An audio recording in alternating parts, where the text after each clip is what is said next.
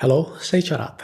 Have you ever wondered whether you would be happier if your physical appearance was better, or if you had 1 million in your bank account, or if you finally got the job of your dreams? You see, I remember a person that I know since childhood, and that was always upset, rarely smiled, complained about life not being good because he wasn't dating. And then when he started dating, he was complaining about not having a job. And when he started working, he was complaining that he didn't have children yet.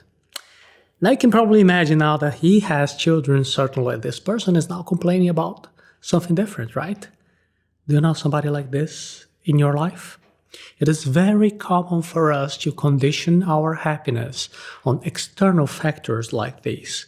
Oh, if I only had less fat on my belly, more muscles, then I would be happier. If I had a mansion, if I had a yacht, if I had many luxurious cars, then I would be happier. If I opened my own company, then I would actually be happier. And this is a very common way of thinking that scientists and psychologists started to study why we think that way. And the conclusion of almost all the studies is that this way of thinking is just an illusion. It is the focusing illusion. Focusing illusion is believing that some things are more important just because we think of them as more important. The term focusing illusion was created by psychologist Daniel Kahneman, and by studying why we condition our own happiness on external events, he realized that these external events that we think are important in reality are only important because we're focusing on them.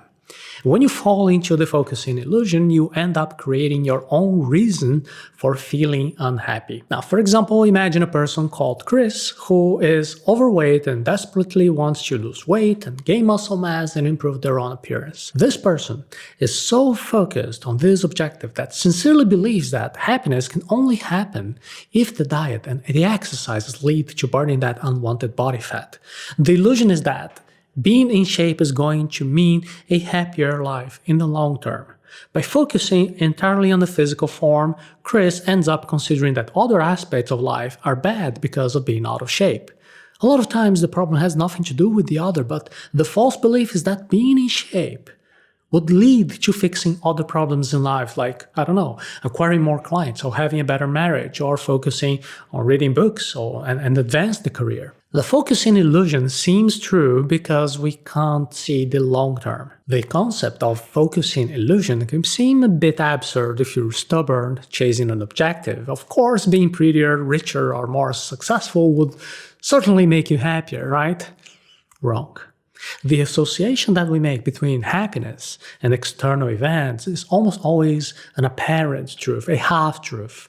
The logic of, if I have this, then I'll be happier, only seems true precisely because we're deluded by our focus on this achievement. Buying a new piece of clothing, or starting a relationship, or eating chocolate cake increases our instant satisfaction. For sure, you will get much happier in the moment when you do any of these things, and even a few moments after. But the truth is that this happiness doesn't hold up in the long run. The problem is that by increasing our perception of happiness in the moment, the achievement by the external objectives confuses our ability to measure accurately our satisfaction with life. When we're focused in achieving something new, automatically we aren't focused in realizing everything else that we already have.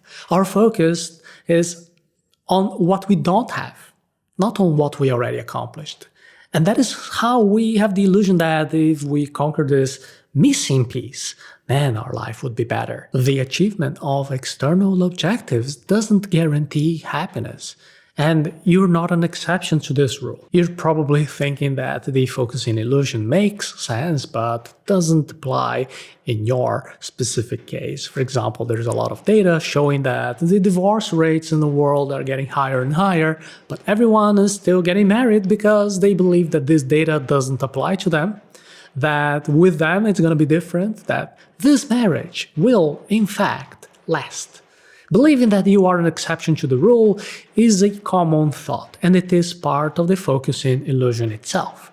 For some reason, you still consider that you would be really happier if you had 1 million in your bank account, if you had less kilos of fat or more muscle mass, or if you were the boss of your own business. Of course, that in the moment that you conquer any of these things, your happiness will increase, but after a while, a phenomenon called hedonic adaptation occurs. The hedonic adaptation shows us that we adapt to practically any situation, and our level of happiness goes back to what it used to be. The research showed us that even events in life like marriage, birth of a child, or the loss of a loved one doesn't affect overall happiness in the long run. After the novelty is over, the change is over, the levels of happiness from the participants from the research went back to what they used to be. So you are not an exception to the rule. Don't think that only after conquering this or that objective that your life will start happening. No.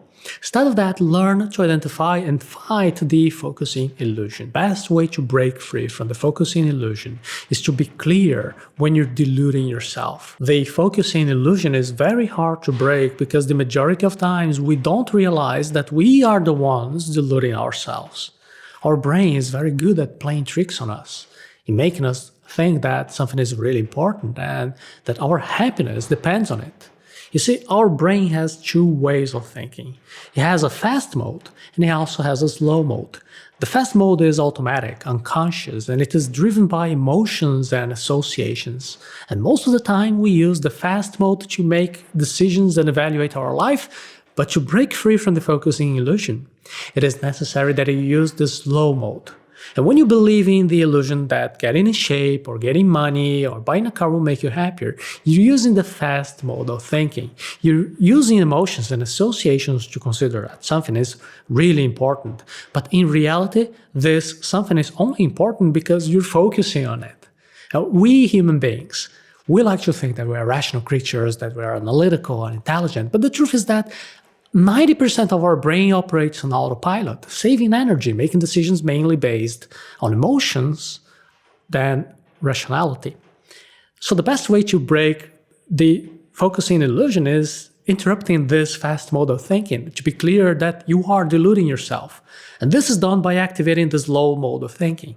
The slow mode, sequential, based on rules, and that uses conscious calculations to make decisions. Whenever you find yourself very attached to conquering an objective, or when you realize that you're putting your happiness in dependence to some external event, pause and reflect. Try to let go of the emotions to activate this low mode of thinking. With a more rational mind, try to understand why you want this that you're looking for. Try to understand the reasons behind your acts. Try to comprehend why you think that conquering this or that will affect your happiness in the long run. Or just be aware that all the effort that you will make only will generate some momentary satisfaction, which will soon pass. With mindfulness, using rationality, you will be able to see beyond the surface and realize that the importance of anything is just the importance that you give to that thing yourself. The focusing illusion can get in the way of your pursuit of happiness.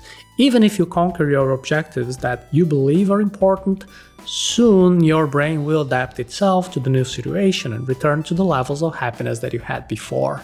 These standard levels of happiness are determined in part by your genetics and in part also by your actions and your way of thinking.